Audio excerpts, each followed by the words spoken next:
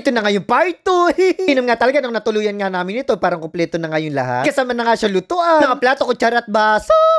24 nga pala kami lahat sa 3 kwarto nga, kasyang-kasya kami. At yan ang mga higaan doon ay mga double deck. So pa nga din pala dito at malaking TV at meron pa nga ding wifi. Yung CR naman nito, meron nga pala dito sa loob na isa at doon nga sa labas ay meron dalawa. Mas lumabas na nga din pala ako dito sa parang terrace at yan yung makikita sa baba. Alos puting-puti na nga lang yung makikita yan para ka na nga nasa heaven. Bigla nga din ako napapasok kasi may nakita ko may hawak ng manok. Story time nga lang muna kung paano nga kami nakahanap ng tutuluyan namin. Sa ilang linggo at ilang araw ngay magdadaan bago ngay pagpunta namin sa Baguio. Ganap-hanap na nga kami doon kung saan nga pa pwede kami mag-check-in kaso nga lang nagkakaroon ng misunderstanding. Wow, English yun ah. Kaya nga doon lagi nga kami nauunahan sa pagbubuk. Ito nga dumating na nga yung araw na kinabukasan ng alis namin at wala pa nga kaming tutuluyan.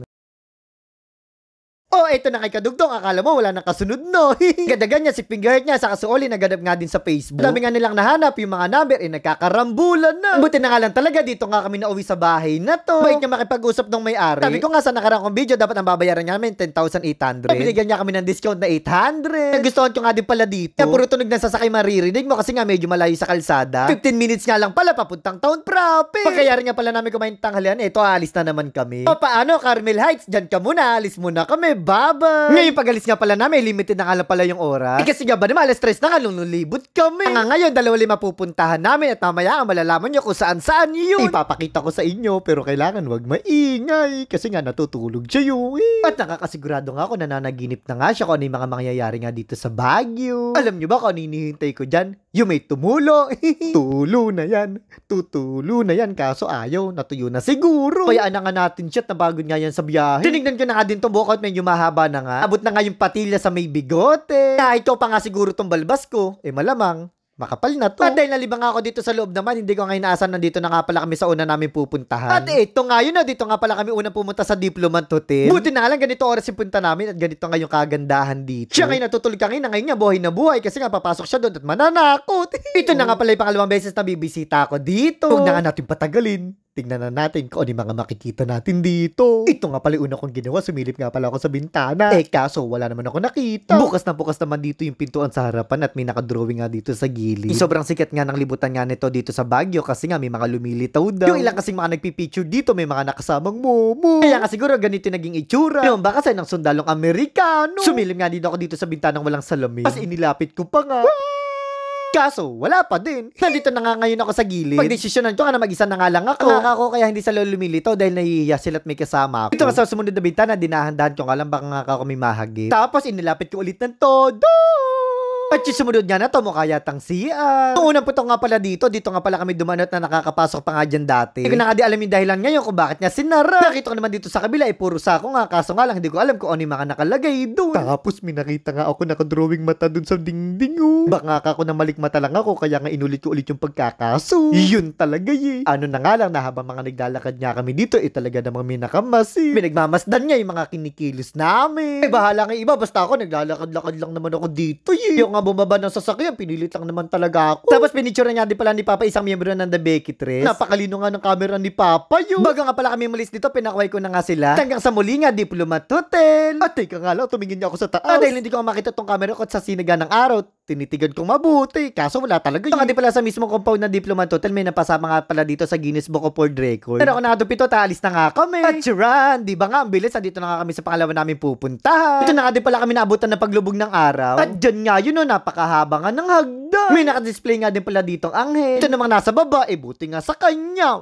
Ikaw kasi, wag ka kasing masama. Bilis-bilis na nga di umakit itong bisita namin, iniwan na nga ako. At yung banda nga siya sa akin, ito nga, susundan ko siya. Wala, hindi nga makapagmadali, at tinitingnan ko nga to, baka mamaya kasi gumulong-gulong ako. Dito nga pala kami ngayon sa Lourdes Grotto. Bago nga ulit makadating sa taas, may hagdan pa kang dadaan. Ito na nga lang din, sa halos kalagitnaan na nga kami pumarada. Medyo konti na lang yung mga hinakbangan namin hagdan. Na nga dito, kitang-kita talaga yung mga ilaw ng mga bahay at mga building. Nandito na nga ako sa pinakadula sa Lourdes Grotto. Siyempre, nagpasalamat niya ako. Natupad isa sa pangarap ko. Dala ka dito sa Baguio yung aking pamilya at nakarating nga kami dito ng ligtas. Mas lumalim na nga yung gabi. Umuwi nga muna kami kumain nga ng hapunan. At dahil one night nga lang kami dito, hindi na nga namin sasay pagkakataon na pupunta nga kami sa night market. Ito namang si tita ko lang na pati yung mukha, takpo. pa. Kaya tong okay na okay ng pakiramdam ni mama ya. Si Papa naman may baong pangampyato. At ito nga, handang-handa na nga kami pumunta sa night market. Nagtaka na nga lang ako sa kanya at hindi nga niya sinuot yung wig niya. Dala naman niya daw niya yung sinasabi niyang kamay ko. At ito nga, pabiyahe na nga ulit kami.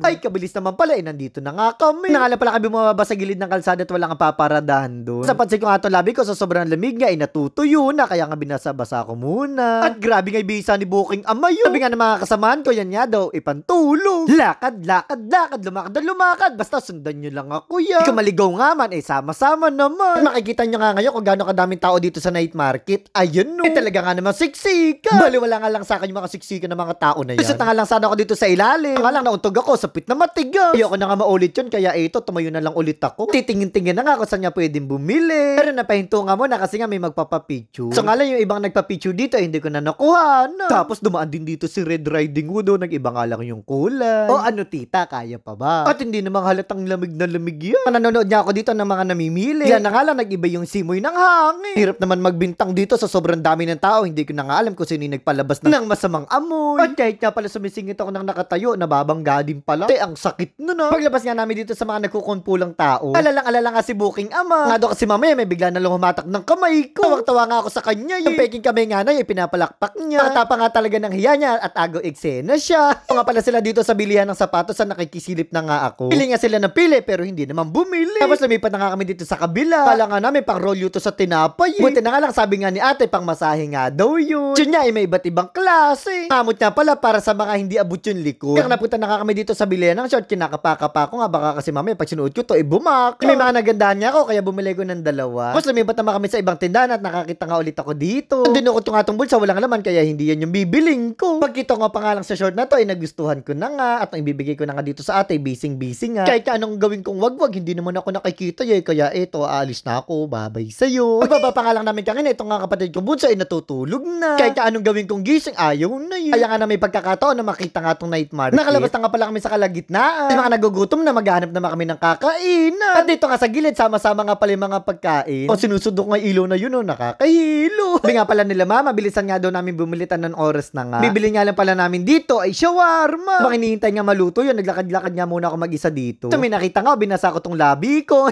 Joke lang. Napasilip nga din pala ako dito kung ano nga niluluto. Pero umalis din ako kaagad. Di pala ako nag-ikot-ikot, amoy-amoy nga ako, baka sakali mabusog ako kahit nga sa amoy lang. Napadpad na nga ako dito sa tindahan na dinudumo, pinipilahan at pinagkakaguluhan. Pero hindi naman masyadong nahalata yung piyok ko na yun. Yun nga pala, ay tindahan na ihaw-ihaw. Bumalik na nga din pala ako, baka ako mamaya yari na mga nulaluto yun. At dito nga sa food park, sa lahat ng mga nakakilala sa akin dito, ang gusto ko lang sabihin sa inyo, thank you po.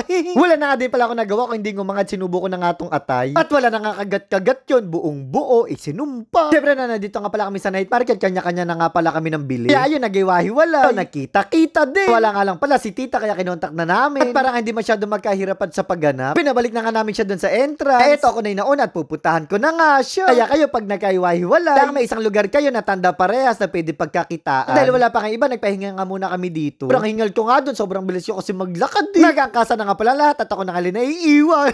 Itay nyo naman ako. Itong si Wena, pwede na iwan to, kaya niya naman umuwi ng Nueva Ecija Joke lang. Kung kailan naman kami pa uwi, saka naman siya nagising. At sa eksena nga nito, wala kang makikita kung hindi yung ipin ko.